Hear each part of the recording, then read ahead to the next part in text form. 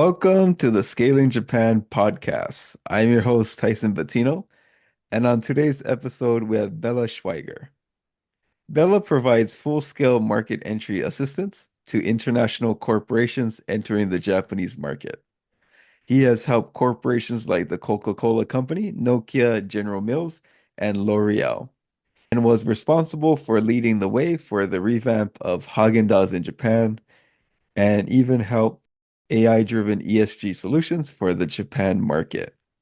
We previously interviewed Bela to talk about his experience scaling Häagen-Dazs in Japan, and in today's episode, he'll give us a unique insight into Japanese retail distribution. Before we start, here's a quick introduction to myself, your host. I'm the CEO of Smart Start Japan. We support setting up a company and back office in Japan. We also provide affordable advisory on raising capital, IPO, and other finance topics. I also run Scaling Your Company that provides courses and sales advisory and digital marketing agency services for the Japan market. If you need help, feel free to reach out. Bela, it's really good to have you back. I knew it was going to happen, and now is finally the time. Well, thank you. Thank you for inviting me back. It was a fantastic time, the first time we met and discussed how you scale a business.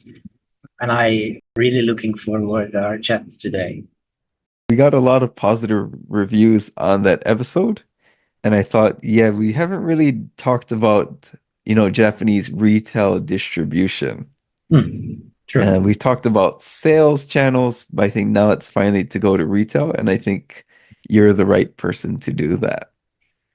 And so I guess could you give us an overview of the Japanese retail distribution?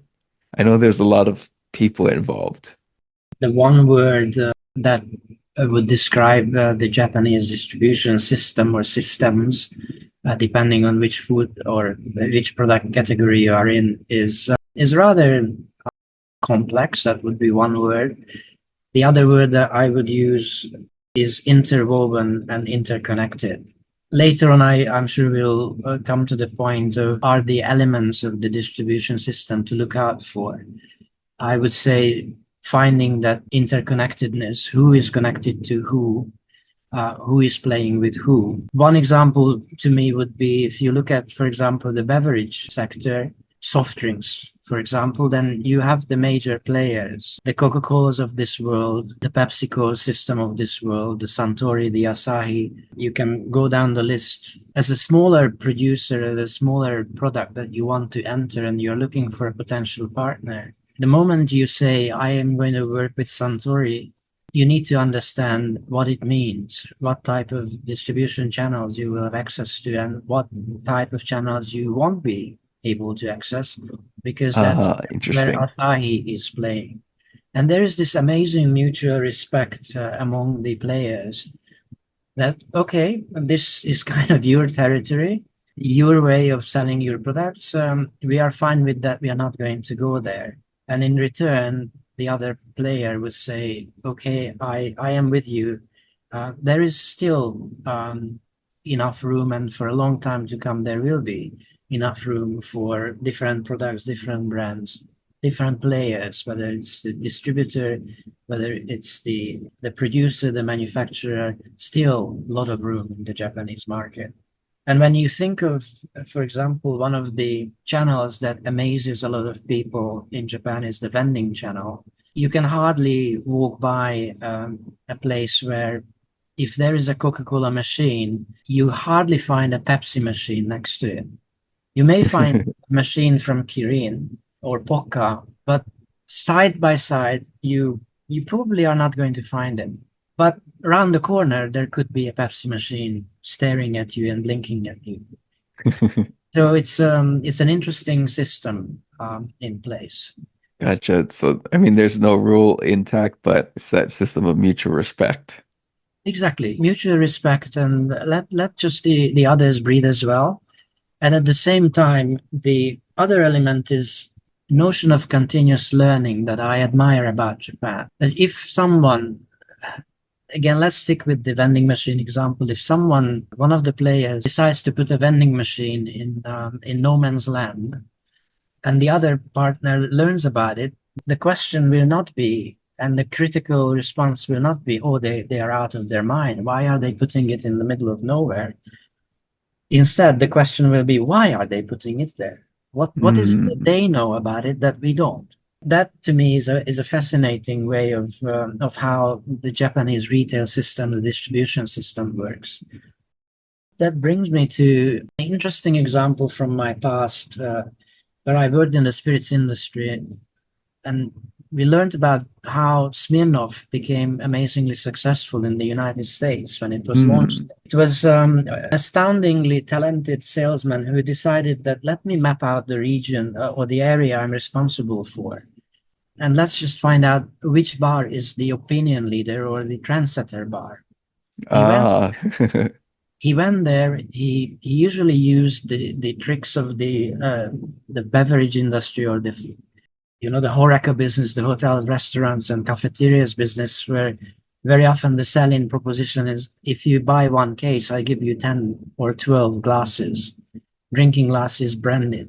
And why is it so successful? Because the the spirits industry understood the retailers that one of the items that they don't really want to spend money on is the cutlery, the plates, the glasses, and anyone giving them free is usually welcome.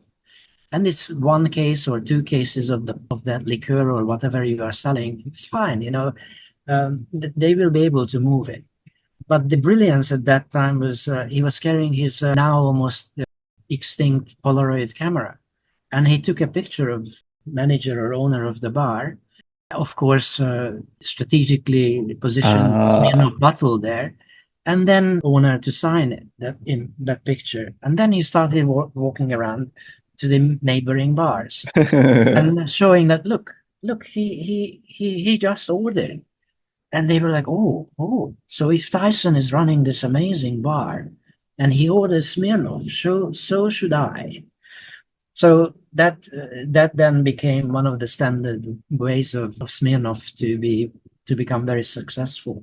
And I think you can employ a similar strategy in Japan to be successful. But first, you need to find the distribution channel that you think will be that trendsetter for your produce or brand. And that in exchange really needs to lead you to understand and create the consumer persona that you want to target, and then to go with that, the retailer distributor persona that would match that consumer. And I feel this is something that is still not done on a regular basis. Not even Japanese companies do that. And I would advise everyone to start with that. So who would you say are the big major beverage brands of Japan? Before we dive in, I wanted to thank today's sponsor, AIM B2B, and recommend them for anyone entering or expanding in Asia's intricate B2B market. AIM B2B is Tokyo's leading integrated marketing and PR agency.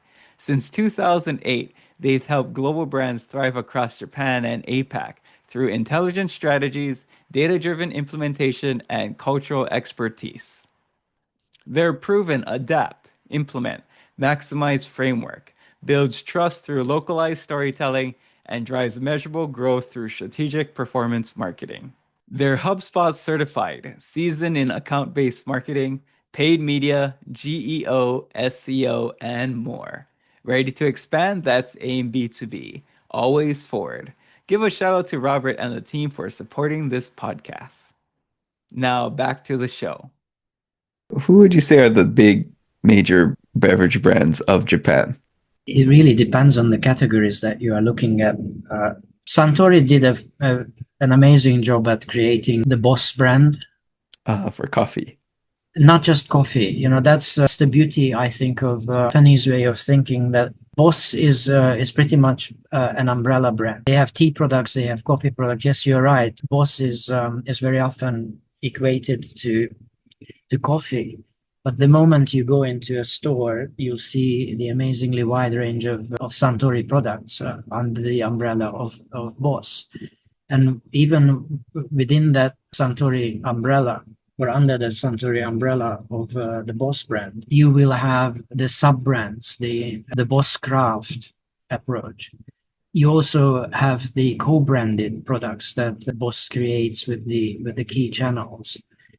And that, for me, is another way of looking at how you can crack that distribution and get into the outlet that you are targeting. Could you tell us a little bit more about kind of that co-branding? Yeah, the co-branding, when you go, let's say, into a Lawson or a Family Mart or a 7-Eleven, and you will have the 7-Eleven and 7 and I brand as your own brand. It's often referred to as co-branding or co-development. Let's give 7-Eleven as an example. If you want to have that co-branding approach, usually you are going to work together with 7-Eleven. 7-Eleven would like to have something that is, yes, a brand that is recognizable as that brand, but something that is also unique and specific to 7-Eleven. So they will have an input into the product development. And that's where I think another piece of advice for anyone trying this avenue of building distribution is stay in control of what's happening. If you don't, then very soon you as a brand will not be there anymore. And 7-Eleven will create its own private label out of the original concept that they liked so much that they wanted to do that co-branding and co-development with you. Walking into the store, seeing that co-branded product is another way of getting into the distribution. The other comment I have, whoever wants to build up distribution in Japan, the image and the idea is, oh, I want to be very big very quickly. Oh, my product is a perfect fit for convenience stores. I want to be in all major key players. And then my question is why? Why do you want to be in all of them? Hmm. And that leads again to the discussion of, let's look at the profile that who is going into 7-Eleven, who is going into a Lawson, who is going into a Family Mart. Is that a good fit for your own product and or brand? And if it's a good fit, then pick the channel that is the best fit for your product and go there. This is one of the reasons when an international brand, which is a good fit for convenience stores, I often say, if that's the case, let's look at and match your own brand profile to that of Lawson, because Lawson is renowned among the convenience stores, especially Natural Lawson, that they are very open to bringing in, initially on a trial basis, international brands and see how they sell. And once they are successful, they will roll it out all over their chain.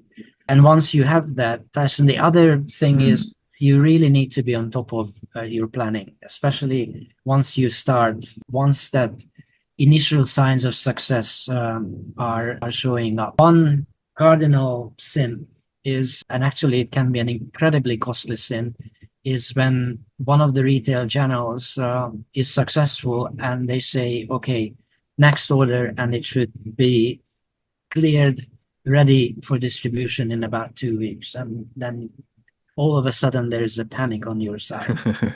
And oh God, 2 weeks, we can't do that. We can't do that. And that's sometimes can be the end of your business in Japan, including a heavy fine. You know, sometimes being overexcited, oh, I got this account, I got Family Mart, and you sign on the dotted line, not reading it through, not realizing that if you cannot deliver on your promises, if you cannot deliver in the given time, you're either immediately delisted or you will face a hefty fine for not being able to deliver on time. So, you know, again, how far and how quickly you develop your business is really, again, going back to understand. And the amazing upside about the Japanese market is that you can find its information. You have a lot of insights about the different chains, the different retailers. Most of these companies, most of the retailers, wholesalers, they are either listed, or even if they are not listed, they follow the same pattern as a listed company. So you have access to their annual reports, you have access to their mid to long-term plans. You can easily see how you fit into that. Do you fit into that, or you need to go to somewhere else? This level of understanding will also lead you to be able to create what I call your heat map. where are the largest group of potential consumers that you can attract? They may not be even in Tokyo, which is the default position. Yeah. A lot of the brand launches or product launches in Japan is I need to be in Tokyo, I need to be in Osaka. Again, the question is let's look at that. Are those two main cities, or Kanto, Kansai, are they really the main areas, or you will be surprised to see what happens if you launch only in Okinawa? And then domestic tourism, Japanese going there, enjoying Gotcha. Yeah. their brand, and they come back and where can I find it? And that's where in today's world, I say you always need to have the web presence, the e-commerce presence, not necessarily selling, but really have that information up and ready. So you can be discoverable. You are discoverable, and again, that is something that whether you are working with a trading partner, an importer, distributor, they are not going to do it for you. Or if they are going to do it for you, then you need to be in charge of that. The proper branding, preferably not buried very deep into their own portfolio, but stand out even within their own selection.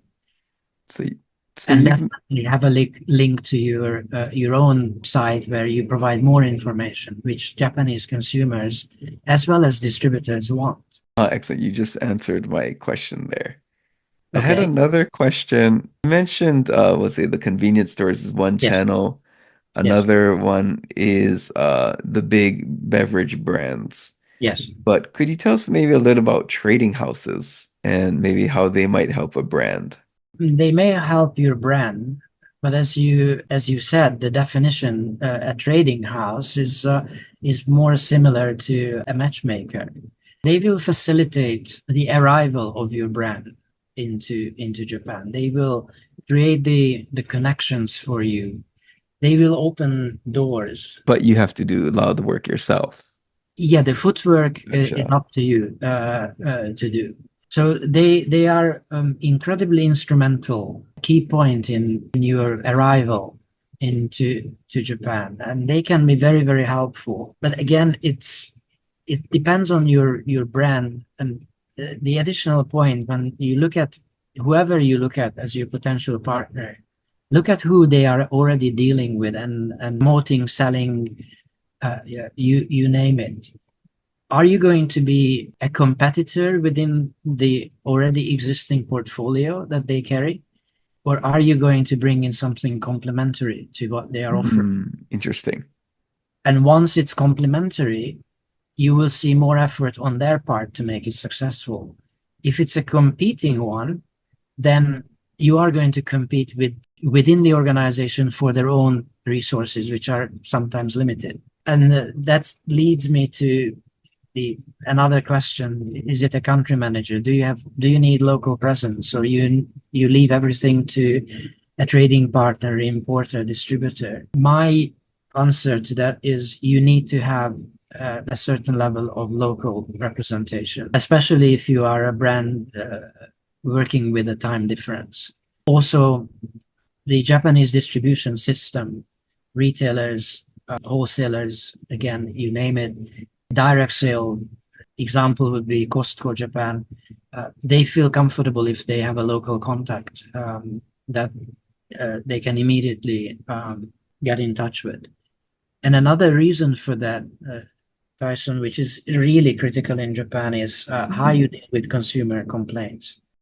The expectation is very high in Japan, how you react and how fast you react. Gotcha. In most cases, if you are the distributor, the label that they are going to print will have their own customer call center.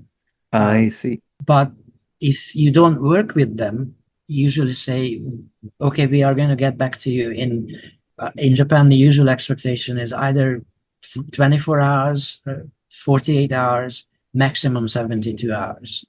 You need to get back to whoever approached you, whether it's a question that they don't have an answer to, or whether it's something that is a complaint you need to react to. And that's where that local representation or that easy access for them to you is so important, that they can pick up the phone and say, this consumer or this retailer asked about the background, the history. As I said, it can be positive, not necessarily only, oh, Complaints. the Yeah. packaging was this not proper, or I found a piece of hair or something in the product. So it can be positive to say we actually want to learn more. We just read that you are about to launch a new flavor, what it's like. Where is the ingredient coming from? And your partner in Japan, they may not have all the answers, and that's where you need to have that reaction very quickly, as well as an incredibly quick reaction if there is a complaint. And then how quickly you respond to that is another critical point of being successful with your retail partners and ultimately with your consumers. Gotcha. And that makes perfect sense. And along these lines, I'm sure, I communicate a lot with different brands, mainly out of curiosity. I see a brand, I buy a lot of samples. I love trying out new things. And then you see the info at email, and I am usually the one sending messages, asking questions, making comments, and see what happens, simply see what happens. One thing is, can anyone make this initial email a bit more personal? So I feel like I am talking to someone, not sending a message out into outer space. And I think that sometimes makes a difference. So imagine that for more information, instead of putting info at tysonbattino.com, you say it's Tyson at. Gotcha. All of a sudden, I can write a message to you saying, "Dear Tyson," and I feel it's very different level of connection. Even something that simple. Even that's something that's simple. Sometimes it can be even the brand name. Put the brand name in instead of info. So it can be Suntory or Boss. Imagine Boss at Suntory.com. Dear boss, hi boss. I think that just creates a very different level of sentiment and communication. But the more important thing is what you have at the back end, how quickly you respond to that. In most cases, even the critical remarks by consumers, and talking from experience, having lived through some of these interactions in General Mills, in Häagen-Dazs, in other companies, Nokia, in more cases than not, it comes with a constructive tone, or not a real dressing down, but just wondering why. And I give you an example which I always found funny. In Häagen-Dazs, one of the seasonal products that comes and goes autumn times as we speak now, it's going to come to the market again. It's the rum raisin of Häagen-Dazs, which is a very amazing, unique flavor. The most often asked question or comments that was received, can you look at the image on the packaging? And then they send the image of the ice cream that they just opened up and are ready to eat. Why are there more raisins on the image and there aren't enough raisins in mine? And then you have to have the and it's not critical, it's not, oh my God, you have to put more. It's more of a, okay. And then your usual response is, thank you. We are looking at the production line and making sure that this happens. And in fact, some of these comments led to improvements on the packaging, improvements in the actual product. So listening and responding genuinely is a critical relationship builder. Gotcha. So yeah, if you can get the deal with, distributors, and this is how you maintain the relationship. I want to take one step back, and I guess if I was a brand who wanted to enter the Japanese market, how would I make myself attractive to a trading house or a distributor? And we could talk maybe about beverage, or you can choose, but two. So I think you mentioned one as in if it's a complementary product. Yes. Are there any other ways we could potentially make ourselves attractive? And maybe from like a big brand perspective, and maybe from a smaller brand perspective? Whether you are a big brand or a small brand coming in from the outside, most partners, they don't really attach a very high weight to how successful you are outside Japan. They acknowledge that, they respect that, and that in itself can be a door opener. Oh, I know your brand. I understand your brand. I may have even tasted or tried your brand while I was traveling. Most of these trading partners, distributors, are very knowledgeable and well traveled. The key decision makers you are going to meet, they are still from the older Japanese generation. They are well traveled, exposed to the outside world. Even then, for them, it's yeah, I understand that. So I understand that you are incredibly successful here and there. But tell me how and why you're going to, why should I trust that you're going to be successful in Japan? Hmm. And that's where that upfront homework is so important. You're mentioning the preparation, the planning. Preparation, the planning, and going as far as to sometimes even have a trial sale with a small outlet with direct consumer feedback. You can also conduct your own consumer research and showcase it. What is the place that your brand or product can play in the Japanese market overall? And then what do you think is the value that you are going to bring to their own business? So how you open that door and how you start already showing that you know, you are not expecting, of course you won't know everything, but you already have an idea what and how they can be successful. So they already see that you are taking it serious. Yeah, I think Just sending off the information pack or bringing your samples and okay, try this, and they will try it in the meeting and they will go and ah and oh yes, tasty, and I that's like their own individual opinion. Yes. Yeah, I like what you mentioned about let's see, doing your own independent trials, getting the Yes. user feedback, Yes. testing the products. And I think it goes back down to, are these people serious about the Japanese market? So with my company, we do provide Japanese or incorporation service to help you incorporate in Japan. And we do help you with the business manager visa as well. Yes. And you can tell immediately, like, the person who reaches out and they say like, we want to create a GK. We already have one Japanese employee who's working remotely. We want to start office we've checked out the Japanese market. We've decided we want to set up shop in Osaka. And like for us, I guess from my perspective, for me, I would call this a high quality lead. Yes. Because they've done the research, they know what they want, they know where they want to do it, and I just have to guide them in the right direction. Or if there's anything I think they probably wouldn't know, we'll share that information. But things go very smoothly. We know it's not going to be a waste of our time, as opposed to someone who reaches out and just says like, probably 50% of our inquiries like, I want to make a company in Japan.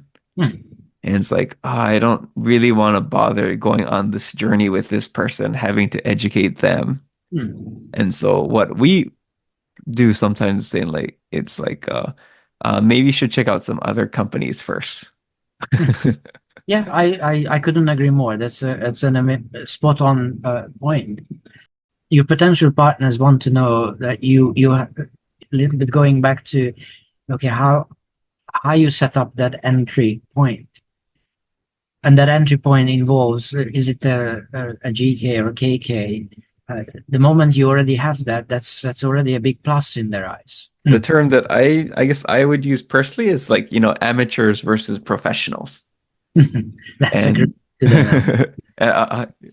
and that's all I wanted to add.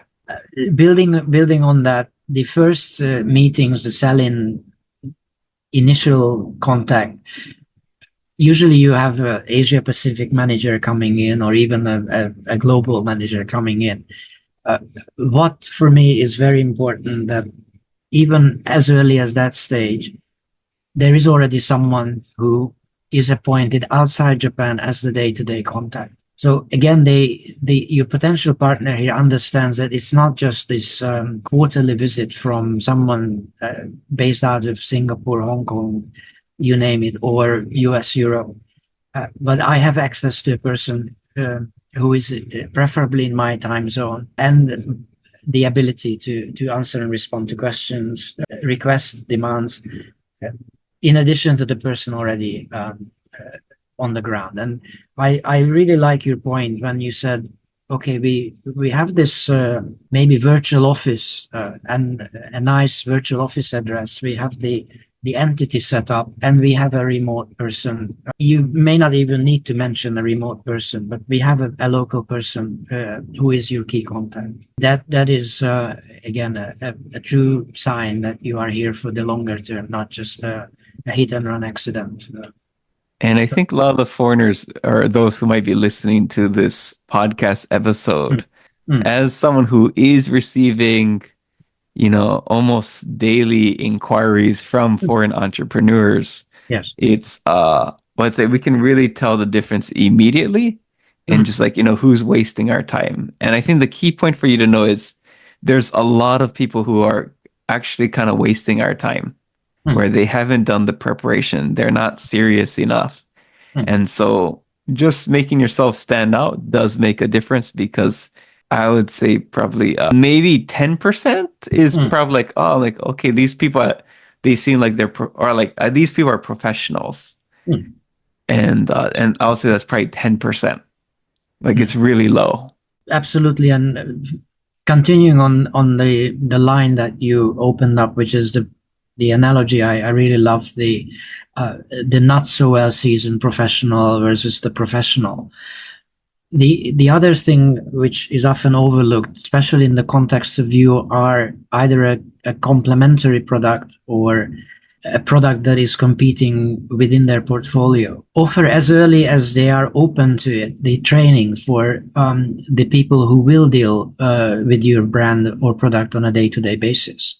It's not going to be the manager who is going to sign the contract with you, but people deeper down in the organization. One thing that was successful for a few brands I consulted, and when I was working on General Mills products and launching in Japan, using a trading house, using direct distributors, it was that training, the tasting, the sampling with the people within that organization, not just the initial contact or the interface that you have.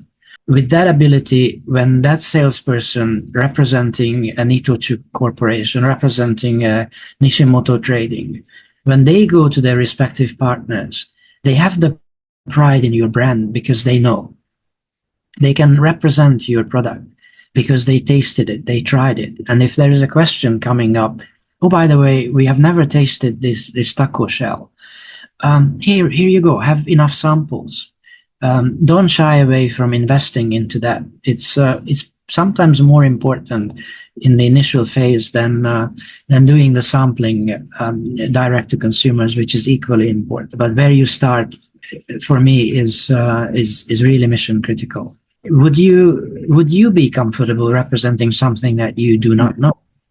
Exactly. I don't think so. And especially, Japanese, they won't do that, fearing that the partner they are sitting with, the 7-Eleven buyer, and that 7-Eleven buyer, incredibly smart. They have all the category knowledge in the world that they have access to real time in their computers. They will ask a question I don't have an answer to. They don't want that risk. Whereas maybe the Calbis of this world, the Ajinomotos of this world, they offer that type of training and support. In most cases, actually, they don't. And that's where you again can come across as you care, you understand, you know how important it is, and also this day and age, going back to the website, have that information readily available and accessible, even prompted, or if they know that they are going to meet you. Another point that you need to understand when working with these distributor partners, that they will prepare for the meeting before you arrive. They will look up your brand. They will start to understand what it's all about before even you step through that door. or pick up that phone in reception that I am here meeting Mr. Tyson Latino. You already are prepared. So that's where your training is so important, dealing with these retail and distribution channels.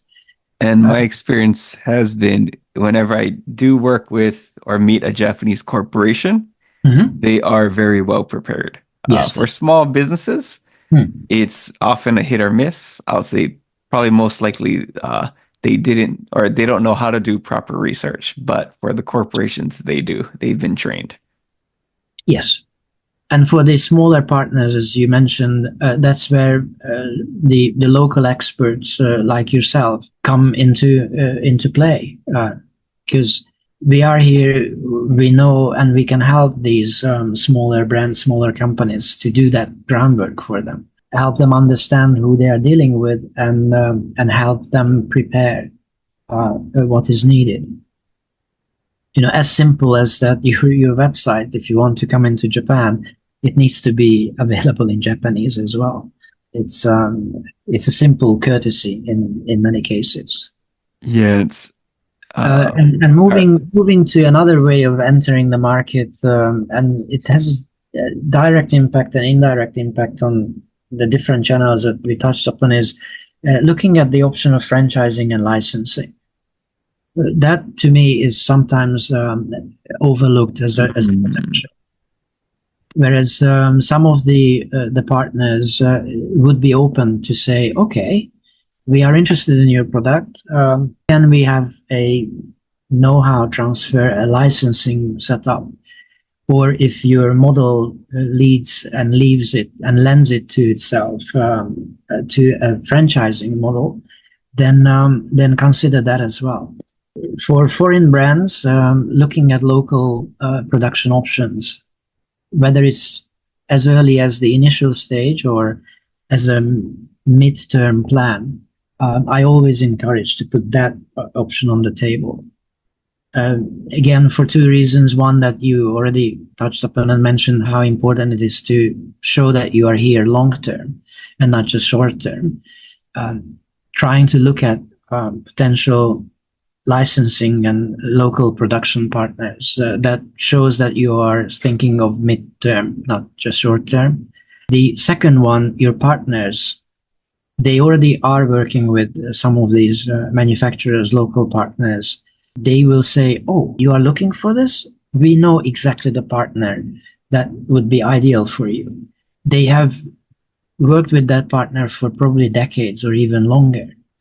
And that almost already creates that necessary pull from you to say, well, okay, we can put you in contact. And once you are in contact with the partner they have been dealing with for ages, even a manufacturer who is doing and creating their private label for them, that sometimes almost automatically leads you to be listed and carried together with their own portfolio.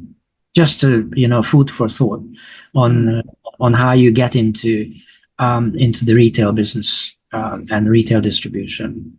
Oh, that was interesting. I want to ask you, maybe, how about supermarkets and drugstores? It's so I guess convenience stores, you can go directly to them. For supermarkets and drugstores, would you be able to go directly to them, or would you have to work with someone else? It's a very, very interesting question of, are you going direct or you are going indirect? Yes. The selling is very often direct. You have the initial contact. If you want to go into Eon, you are very likely, or almost all cases, you are going to talk to someone in Eon. And then once the agreement is, okay, we are going to bring you on board, then they have what is often referred to as a dedicated or authorized distributor wholesaler that they work with. The actual transaction is going to go through that dedicated supplier to them. They will be informed that you are successful, they want your product in their chain, but the actual distribution itself will be channeled through that dedicated or appointed distributor. And the same goes for convenience stores as well. The additional twist in the convenience store chains is that most of the stores are franchise operated, and that's where your sales efforts should also involve talking directly to some of the franchise operators, because they have a very strong influence on what headquarters is going to approve longer term. And they are making and they are placing the orders. The same goes for the Eon stores. They have a huge influence on the sales figures. And that's where, again, your local person going from store to store, talking to managers, again, the key influencers, once you can map that out, will have that impact of push and pull at the same time. You can get into the drugstores, you can get into convenience stores, you can get into Eons.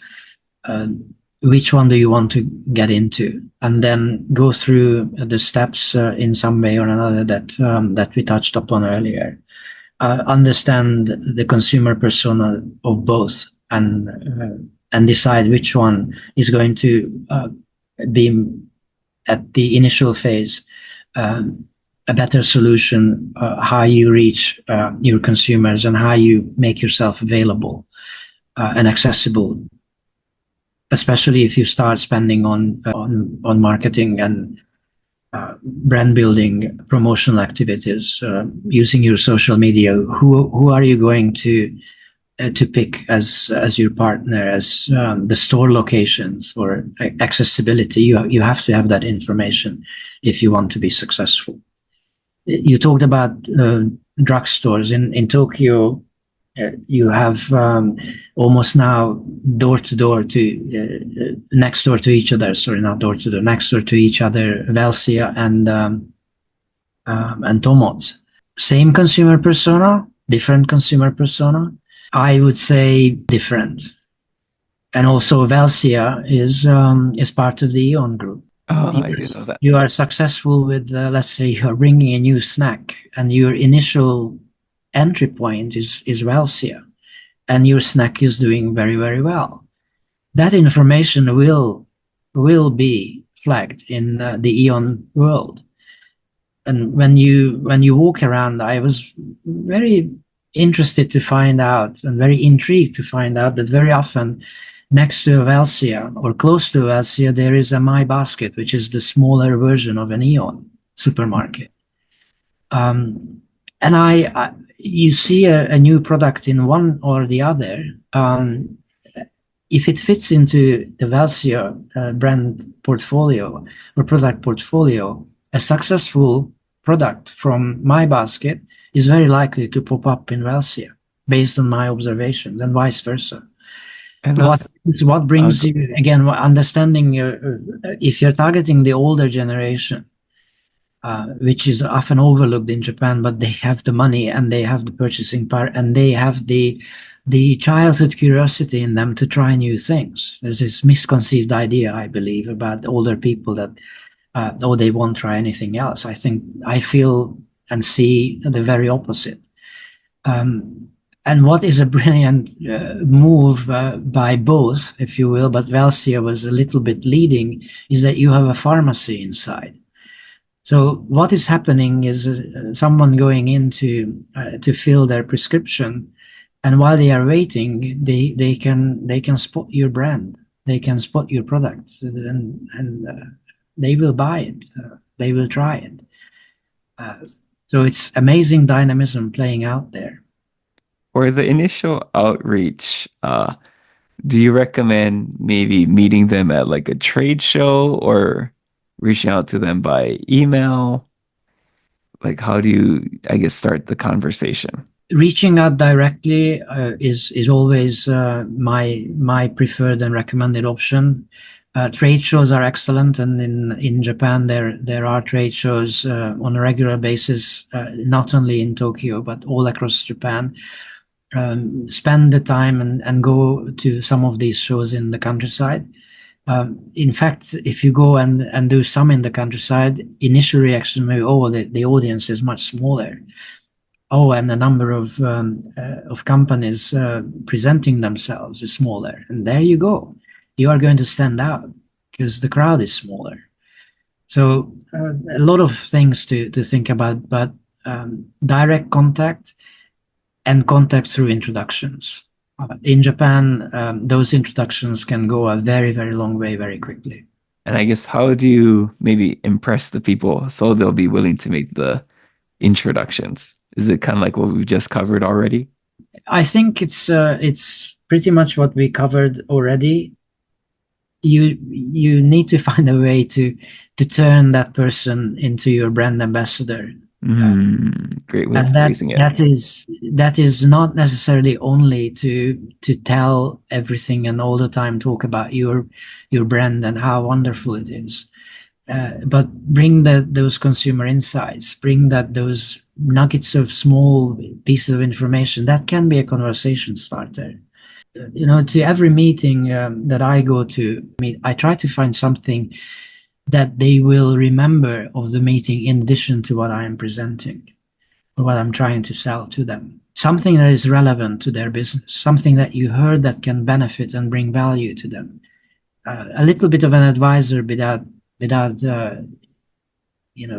being that overconfident, all-know person.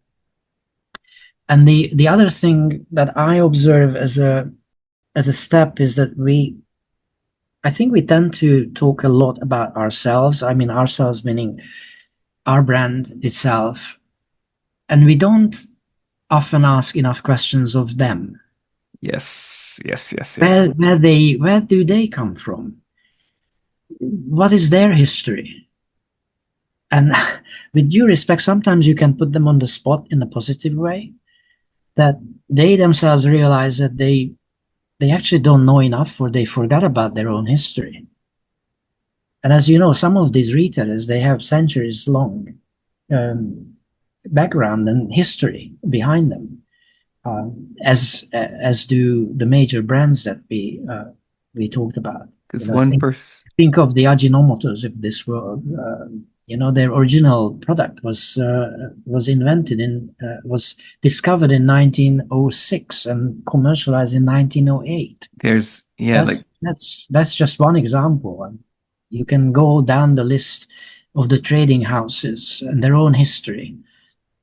And that is, to me, is telling that story that is engaging, that is beyond that or product specs. And yes, we are compliant. We already did the compliance testing.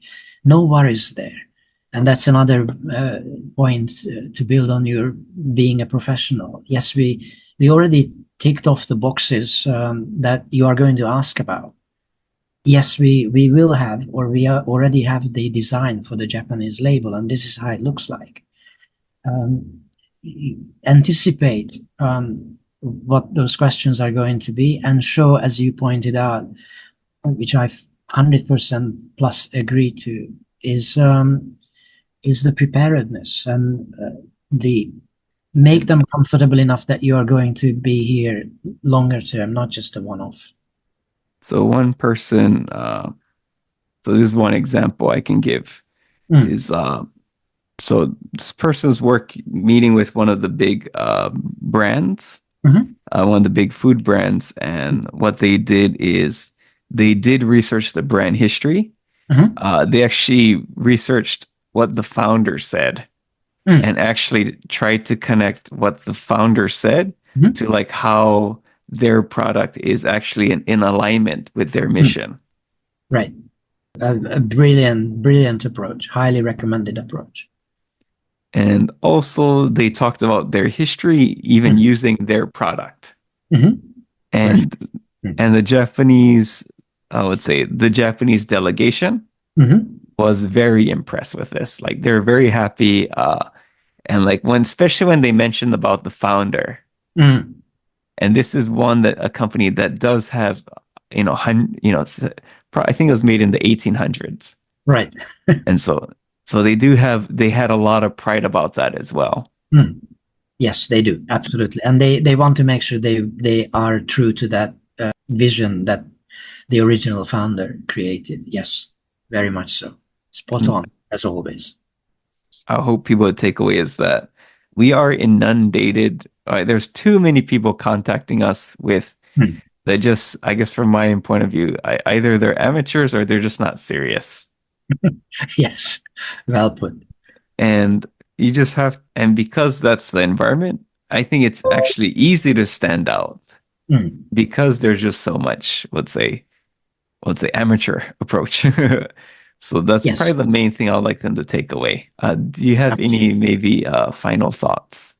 You wrapped it up perfectly. Nothing really to add on my part. We discussed it in detail and length, thanks to your moderation. Cool. And thanks for giving us a model of how to stand out with these vendors. Thanks so much, Bella, and I'm pretty Thank sure you. we'll have you on again. Thank you very much. Have a great day. Take care. Bye.